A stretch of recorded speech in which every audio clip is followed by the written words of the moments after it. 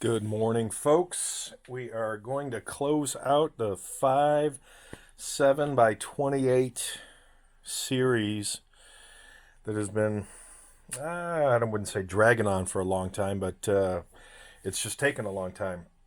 So, yesterday was a great day for a number of reasons. One, with the Labradar and what I'll pull out of here, my handful of my string of ladder rounds, which we started with 5.4, then 5, 6, 7, and 8 grains, and the success with this was just excellent. So why don't we go ahead and pull that brass out. Let's see, these are my 5.4s. So one casualty, or one loss.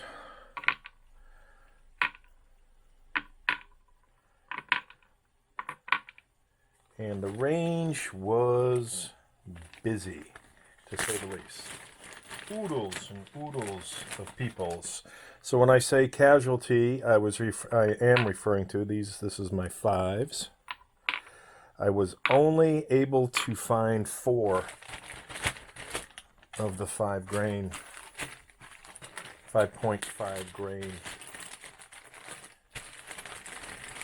cartridges. And this is 6. So what I was doing, it was a very slow, meticulous, non-rushed process, because I wanted to ensure that one, let's see, these are my 7s, that the Labradar caught everything, because I've had instances before where I'm not paying attention. Again, 7s, where I'm not paying attention and the Labradar doesn't register a particular shot. So I was making sure that my shots were in the right place for the sensor. I had my strings, everything was set for the correct bullet weight, distance. So basically all the settings, and that was my 8s. All the settings that could be set for the Labradar were set appropriately. So again, one loss. And that was a bit of a bummer, but I'll take that. And boy, did I look for that puppy too. So it was nowhere to be found. So what started the day off great? So all around, yesterday was just a great day. The range was perfect. Every single shot was recorded on the Labradar. But what made the day even better was it started off real early. I'd been online in one of the forums chatting with somebody who was selling some 44 caliber 240 grain flat point heads, and if being almost October of 2020, if anybody's familiar with the component situation, it's really hard to find anything, and primers are either non-existent or 10 plus cents per primer. Just absolutely ridiculous. When I started out, primers were just a little over a penny. Then 2 cents was a big jump, and now they're just all over the board. So between powder's still more available, but scarce depending on what you load. Primers non-existent, and the price of components, especially lead/bullet, I call them heads, are going up astronomically. So I wanted to make sure that, as soon as I saw what he was selling these for, so he had 333 that he wrote up here on the top of the package. He had 333, which he was selling for $30. Oops, that's Murphy's Law. So he's selling that for $30. And if I was to buy this online, in fact, what I did, I jumped out online and found one of our favorite resellers and did some cost comparison. So these being berries only sells in 2 quantities. They either sell in a bulk of 200 or bulk of 500. So that's what this was. This was a bulk of 500 purchased. And I have no idea when this person actually bought these. But if I was to buy them today, I'm looking at, first of all, a very familiar phrase. Out of stock, no back order, made in the USA, great stuff. 429, 240 grain, quantity 500. They're selling them for 70 bucks. I'm gonna round up that penny, which is the equivalent of 14 cents per bullet. There's tax for me. Shipping handling is 8 bucks. This particular vendor is going to be more than 8 bucks, I'm sure. So I went with something that was, not too arguable. So basically 85 bucks out the door or to my door, which is the equivalent of actually 17 cents per round, because this wasn't taxed and I didn't have to pay shipping and handling. So my cost is, what did I say? I've got 30 bucks, 10 cents. Actually less than 10 cents because of the 33. So I think I'm at 9 and change, so under 10 cents. And if you buy 200 rounds, a smaller quantity of the berries, you're at 39 bucks. Again, out of stock. Everything's out of stock. 240 grain, 200. Tax less, shipping and handling same number, $51, which is almost 25.5 cents per round or per head. So my cost came in at just over 9 cents per head. So that was a great way to start the day. So then I geared up for the range, and I thought, okay, what's this going to be like with the 5.7? So again, had wait. The check-in took like 30 minutes, then finally got a bench. It was midday, so I wasn't in any hurry. And then I started off with my strings. And after each one, I was checking for any type of overpressure. So if I look at the 5.4 grain and compare that to the 5.8 grain, the primer strike looks identical. I'm not seeing any push on the primer, so I'm going to say that all is well there pressure-wise. So on the 5.4, everything shot clean. On the 5.5, everything shot clean. I had a failure to feed on each of the remaining 3, a single failure to feed, and it was always the second round. So I don't know if that was a coating issue, and these coatings or these cartridges were done with simple green and a hand agitation, so I'm pretty confident the coating is still there. So I'm not sure what to chalk that one up to. I'm not going to say it's a pressure issue, but I didn't have any failure to feed with the 5.4 or the 5.5, and I did have three single instances of the second round on each one of these strings doing a failure to feed. I looked at the round. I didn't see anything unusual, no weirdness on the tip, so I don't know what to chalk that one up to. But the fact that all of my labels are still plainly visible, which I'll see if they come off during the sonic cleaning, tell me that there wasn't anything funky going on in the chamber, or at least anything out of the ordinary. So if you recall, we went with the Western powder 5728 for Ramshot's True Blue, and we had a 40 grain Hornady VMAX, and they're recommending a starting load of 5.0, nothing higher than 5.6. And the reason I did the 5.6, what did we do? We did 5.8, 7, 6, 5. So technically 3 of these strings, and maybe that's why I had one failure to feed on each one of those, is above Ramshot's recommendation. But under Hornady and Lee, those are still valid loads. And one of the reasons I stayed with the 5.8 grains was because that was my initial load. And if you recall, that That load was just absolutely terrible. All right, my OCD got the best of me.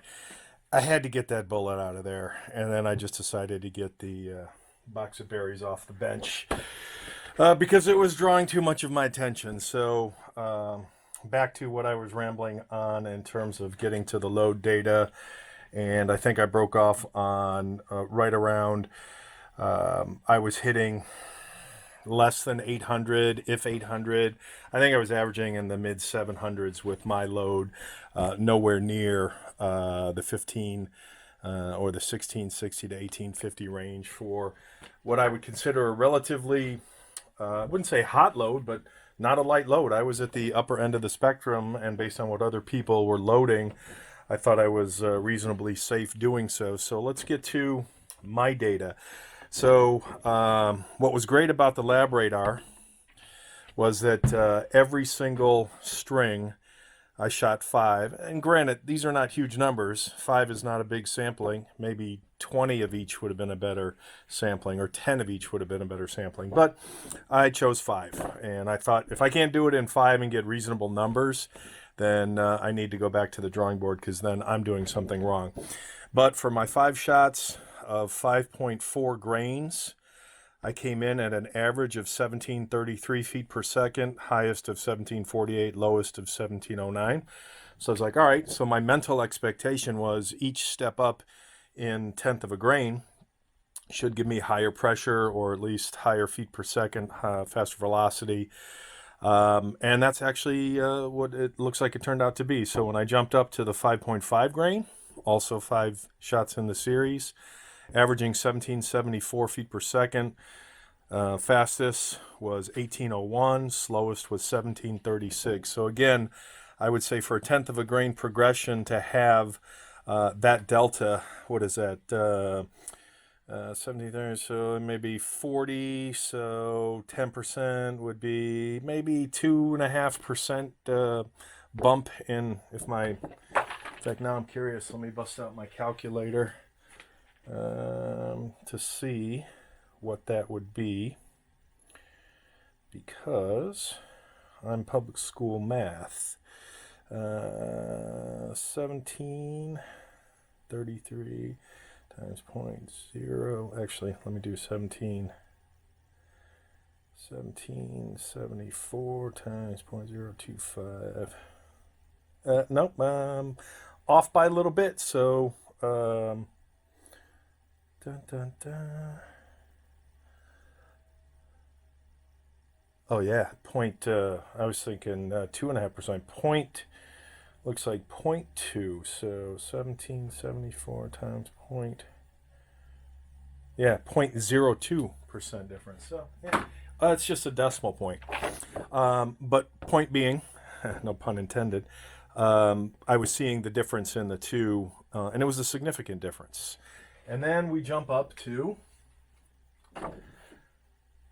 5.6 grains. 5.6 grains had me coming in at 1797. Again, a nice jump from 1774, 1797. Not quite a 0.02, a little bit less, but highest of 1803, which was also the highest of roughly almost of 5.5 grains. And then, but the lowest on the 5.5 was much lower than the lowest on the 5.6. So I would say that, again, in keeping with the amount of powder, this was a very tight group. In fact, the 5.6 grain was the tightest delta between the highest and the lowest, which I thought was kind of interesting. And again, 5 shots in the series. And then up to 5.7 grains, again, a jump from 1797 to 1815, less than 0.02 as well, but again, a progressive step up, highest being 1855 and lowest being 1796, which was interesting because lowest, kind of the lowest of the lows were very similar in terms of, lowest of 5.6, 1791, lowest of 5.7, coming in at 1796, but the highs were much different with the heavier charge. And last, I don't want to say but not least, but it is whatever. We come in at 5.8 grains, which was a total of, or it averaged out to 1845. Again, a nice bump up from 1815. That is, I'm going to guess and do my math again. That's larger than a 0.02 delta. And the highest came in at 1890 and lowest came in at 1807. Again, very similar to the lows of the groups, but then the highs on the other end were significantly greater. Again, when you talk about what Ramshot is recommending, a 5.0 starting with a max of 5.6, I stepped up to 5.8, which was the equivalent of, let's see, 5.4, 5.5. Where's this puppy? 5.5, which is the equivalent of these three strings being above what Ramshot would recommend, but from a Hornady and Lee perspective, still, if I recall right, I was still within safe loads. So not sweating that per se, but based on my numbers, my comfort level is probably going to be, my first thought was, given the deltas between the high and low, very tight, consistent numbers on 5.6 grains, and for the difference, again, a lot higher deltas on 5.5 grains between the highest and the lowest. So methinks that my sweet spot is coming in at the 5.6 grain level, which is kind of funny considering my very first attempt was at 5.8 grains. But that's what happens when you trust the internet. So please don't trust anything I'm doing. And you release me of all liability for blowing yourself up. You know, you got to take this round into consideration because of the pressures. It does not take a lot of powder to get to a high number, and you know, just a couple grains of difference. Tenth. When I keep saying grains, I'm referencing tenth of a grain. You know, 0.3 of a grain, and you know, you've increased your average feet per second by you know, 100. So going from high 1700s to high 1800s very, very easily. So I would say that this is now, I'll write this off to, I will keep these because this is my now permanent reference for my ladder strings. We are done with the 5.7 by 28 on our ladder runs. So all good. That's all for now, folks. Take care. All right, Murphy's Law. Just as I was putting everything away, I forgot something that was paramount to me hitting these numbers consistently, and that was crimp.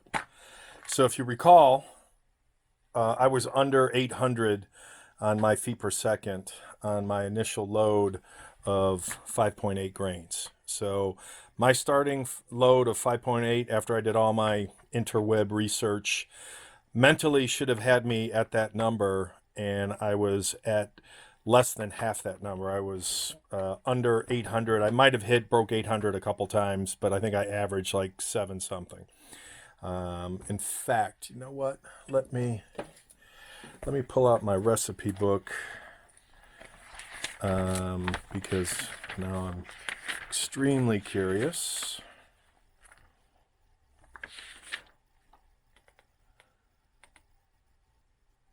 Yeah, it was worse than I thought. So I've been mentally adding. So back in early March, when I ran this, my coal, and these are Lee numbers. Again, min for Lyman was 5.3, max 5.8. Online, I was seeing 5.6 to 6.3. 6.3 being, you know, way high, in my opinion, and I was getting horrendous. You know, one string had 365, 809, 682, 714, 491, an average of 612. So there's where I was getting my 800s and 700s mental memory from. Second string was 740, 490, 642, 698 with an average of 643. So I stopped right there because I knew something was not right. And again, when the fact that I was loading for 5.8 grains and was seeing, a third to not even half of that number, my spidey sense started tingling. So it was all about crimp for me. I went back and I don't know if I said this previously, but I reset my seating die so that I was at 1580 on my max cartridge overall length, where I think Lee, according to my book, had it at 16 or 1592, if memory serves. 1.5925, yeah. So again, I decided to go straight up with the manufacturer of the powder, and with Hornady's VMAX stayed within those range. I redid my crimp to completely opening it up and then applying the lightest crimp possible. I won't say no crimp would work as well, but I'll leave that up to each his own. Again, disclaimer, all of this is for my own info. Use the info at your own risk. But these are the results that I got for the process that I followed with my setup and my ladder string. So it was all about crimp, and I love the Lee factory crimp die. So I crimp everything I load. Yeah, that's a valid statement. I crimp everything I load with a Lee factory crimp die. So to get these numbers, it was all about crimp. Take care.